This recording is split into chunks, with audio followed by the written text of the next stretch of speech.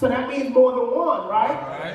So, but we didn't read anywhere else. He said he took his staff, one stick, and went forward. So that gives me a clear indication that Goliath had some type of vision issues. That's right. Goliath not only now moving slow, he couldn't see. That's why he was prepared to do hand-to-hand combat. So that means you have to get up close on him just to fight him and try to defeat him. But how many of you know when the Lord is in the midst and when the Lord is in charge of the battle, you don't have to be that close. You can be as far over John as you want, and the Lord will smite down your enemies.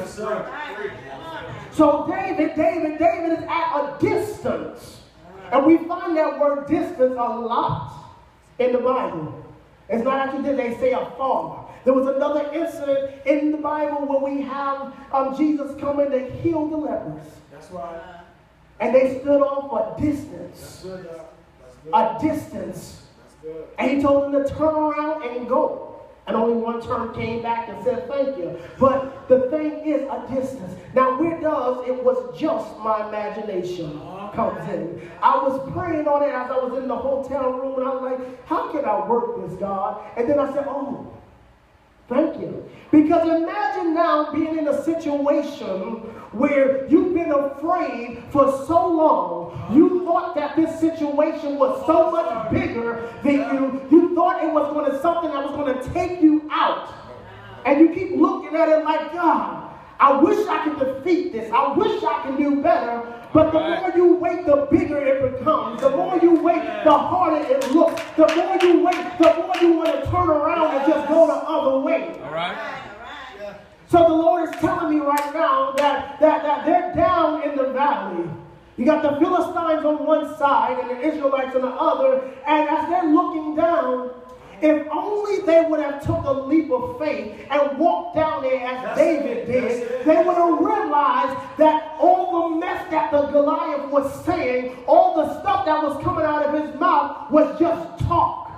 They would have realized it was only their imagination that was causing them to be afraid of the giant that was standing in front of them. But how do you know that with just one stone and with one stick, you can smite that giant from a distance? And how do you do this? Another thing that I was discovering is he had me all over the place. And I was like, come on, Lord. He said one thing that we don't do to defeat our giants is we don't tap into the power that he's already given us. We don't tap into the power that's already ours. Now, yes, Jesus died on the cross for us. And now in Romans 8 and 17, it states and talks about how we are what? Heirs of the throne. So if we are heirs of the throne, that means everything that he's left, everything that he's gained, is ours too. We're next in line. So he's given us the power already to speak life or death. That's not just life or death, but if you're saying you're ill, sickness, healing, deliverance, you can speak these things over yourself. So now we got these people that's so afraid of this enemy. That's because they've been speaking fear over their life. They've been speaking fear over the situation. All right, come on.